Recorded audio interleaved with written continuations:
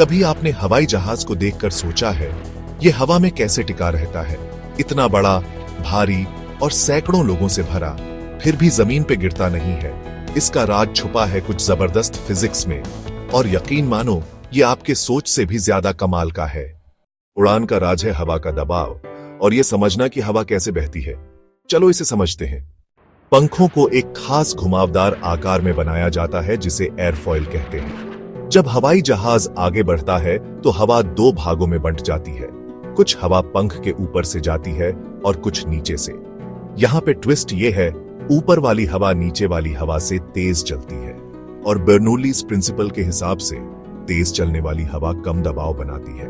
तो अब पंख के नीचे ज्यादा दबाव होता है और ऊपर कम, और ये ऊपर की तरफ लगने वाला बल है जिसे हम लिफ्ट कहते हैं। लिफ्ट वो जादुई बल है जो हवाई जहाज को ग्रेविटी के खिलाफ उड़ने में मदद करता है। लेकिन बस इतना ही नहीं, इंजन्स थ्रस्ट देते हैं, हवाई जहाज को आगे धकेलते हैं और पंखों के ऊपर ज्यादा हवा भेजते हैं।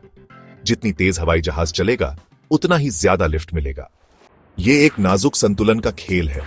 लिफ्ट को ग्रेविटी से ज्यादा होना चाहिए और थ्रस्ट को ड्रैग से ज्यादा। ड्रैग मतलब हवा का रेजिस्टेंस। सोचो, आप अपना हाथ कार की खिड़की से बाहर निकालते हो, आपको हवा पीछे धकेलती हुई महसूस होती है ना? यही ड्रैग है। हवाई जहाज को इस रेजिस्टेंस को कम से कम करते हुए आगे बढ़ने के लिए डिजाइन किया जाता है। आखिर में पायलट फ्लैप्स, एलरन्स और रडर्स का इस्तेमाल करके हवाई जहाज की गति को नियंत्रित करते हैं, पंखों को टिल्ट करते हैं, ऊंचाई बदलते हैं और आसमान में रास्ता बनाते हैं।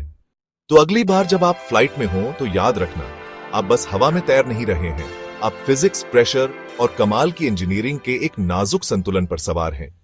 अब जब आप साइंस जानते हैं तो क्या आपकी अगली फ्लाइट थोड़ी और ज्यादा ऑसम नहीं लग रही? सुपर उड़ान का विज्ञान, जहां फिजिक्स मिलता है जादू से।